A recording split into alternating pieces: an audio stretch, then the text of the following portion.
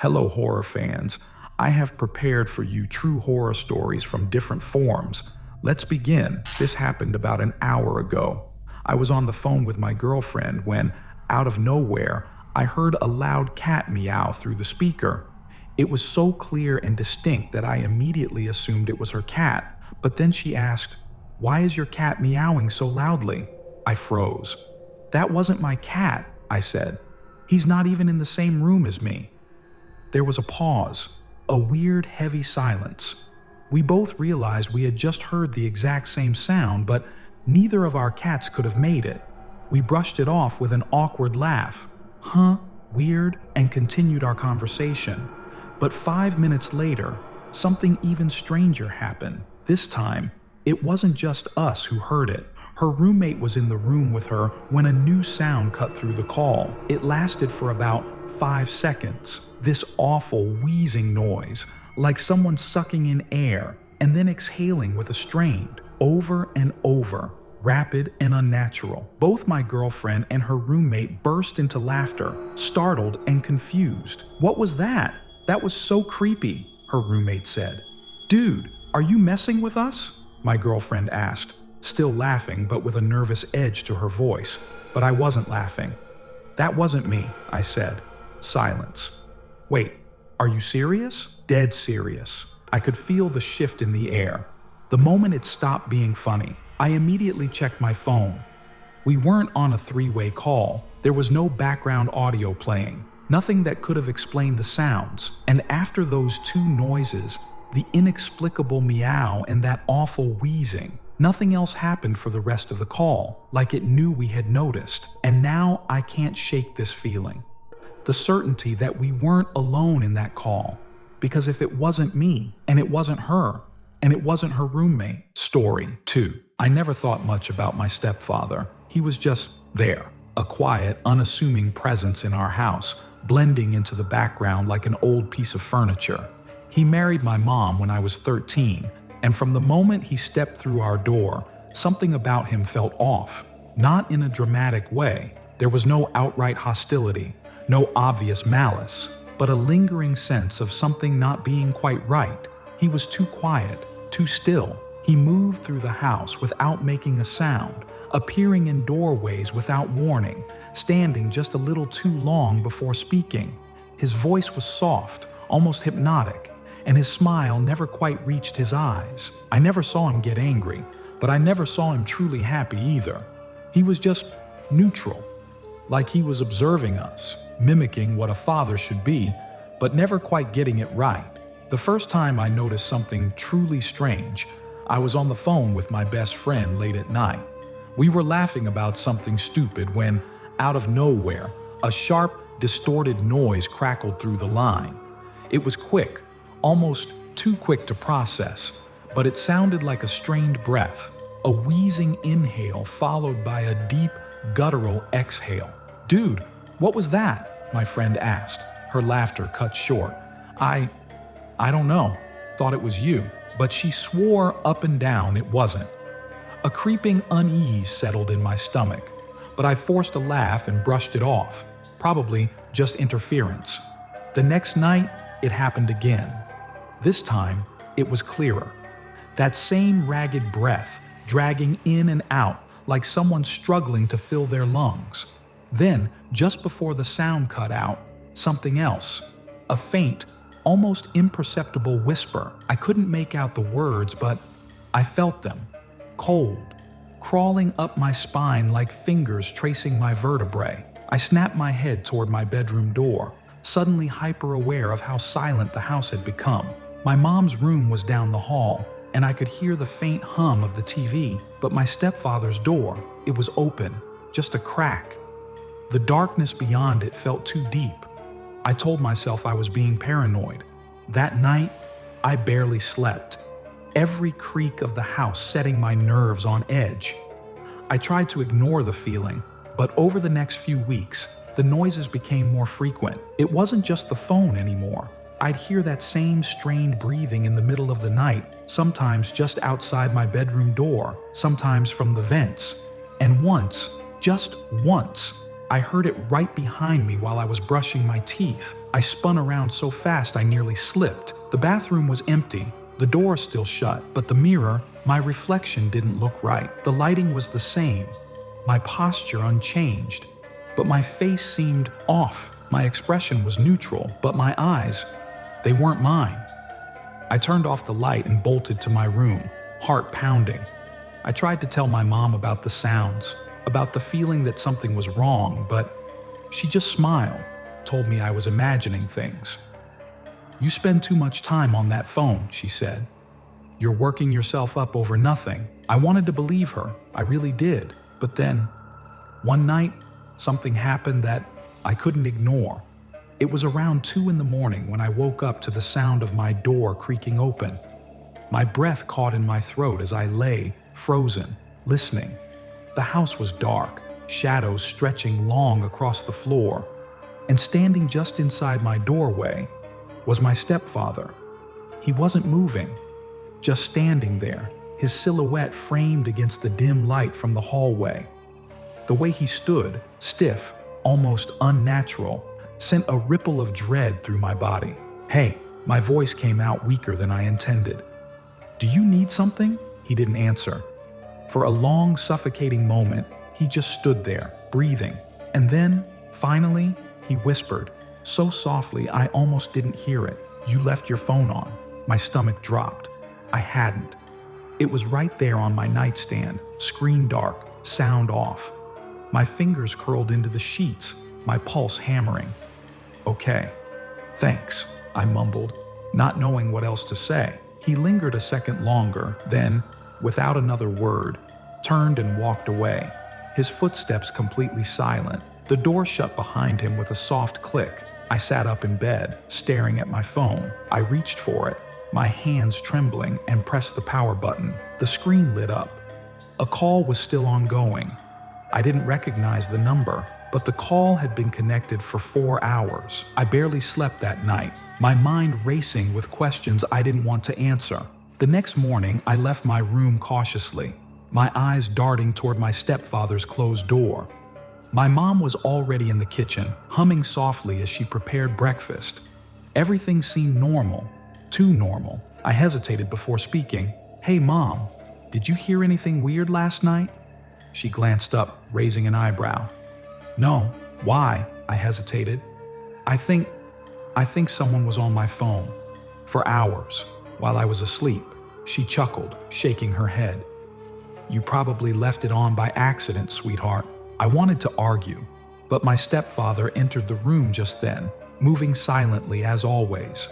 He sat down at the table, his face neutral, eyes unreadable.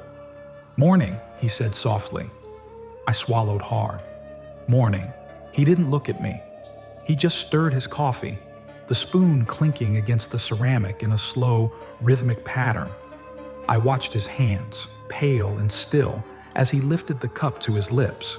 And that's when I saw it. A smudge of something dark, just below his fingernail, almost like ink or dried blood. My stomach twisted. My mom kept talking, oblivious to the growing dread curling inside me. And my stepfather, he just smiled. That night, I made up my mind. I had to know the truth. I waited until everyone was asleep, heart pounding as I crept down the hallway to my stepfather's door. It was unlocked. Inside, the room was cold. Too cold. The air was heavy, thick with something unseen. And then I saw it. His phone, sitting on the nightstand. The screen was on, displaying a call in progress. The same number from my phone. With shaking hands, I lifted it, pressed it to my ear, and I heard my own voice whisper back, "You shouldn't have done that."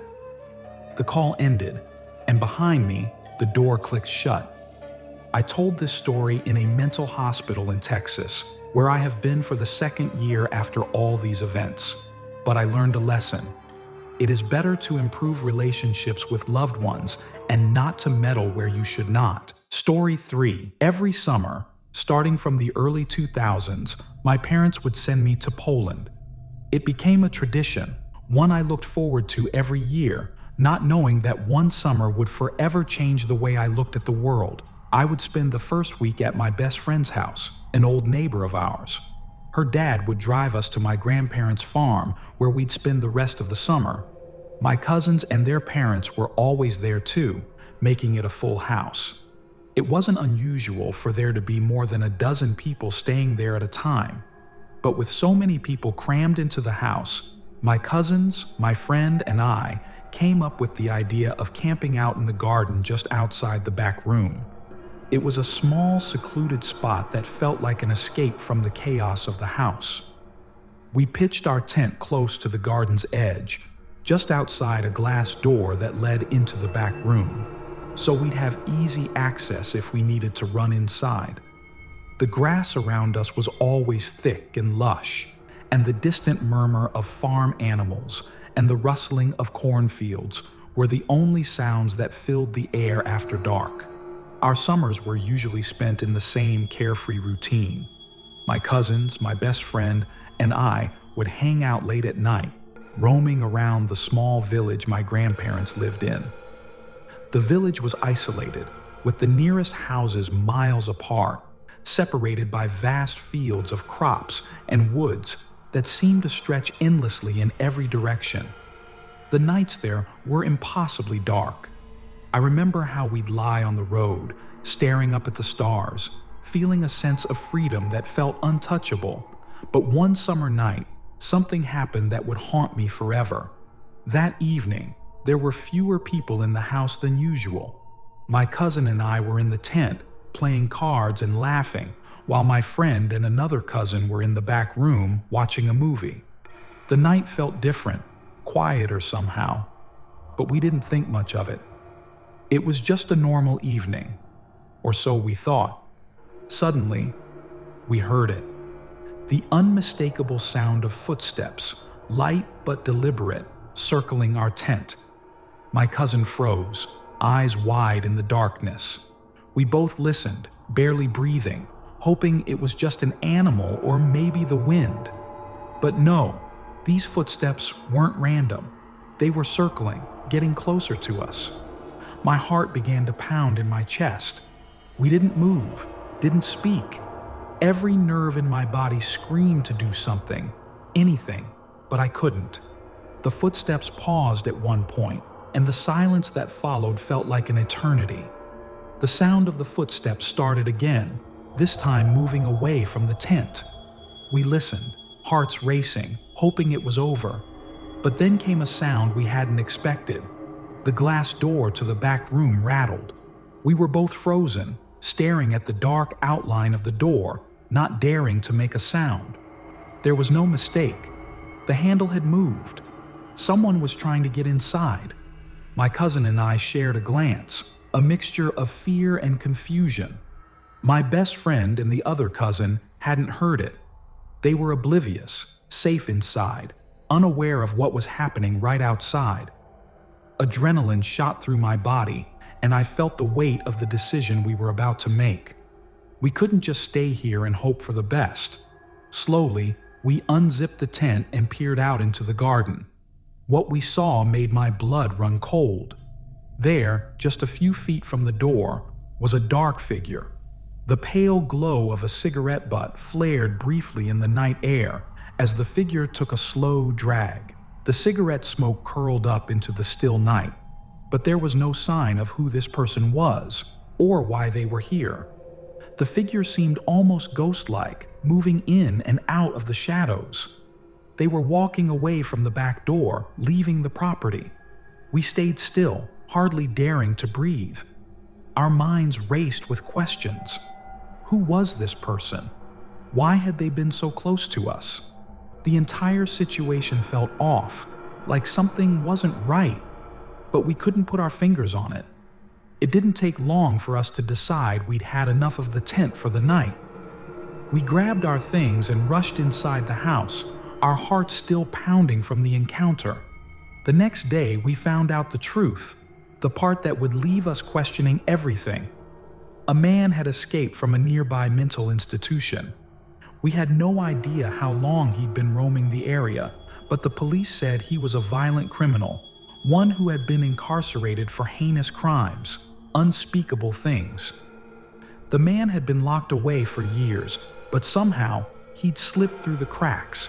He had a history of aggression, of stalking, of hurting people who were too close to him. It turned out he was the same man who had been convicted of killing his sister.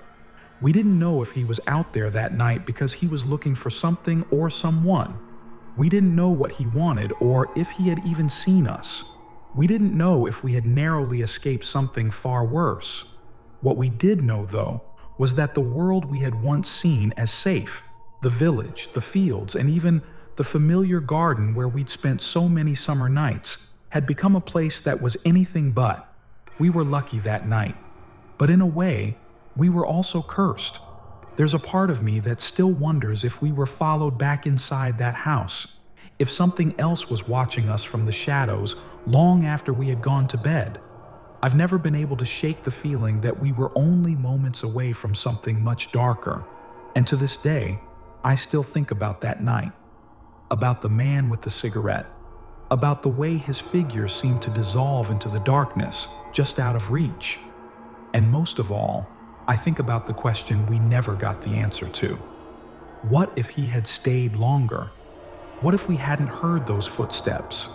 Some things, I'm afraid, will never be known, but they'll always be there, lurking in the corners of my memory, reminding me of how thin the veil between safety and danger really is.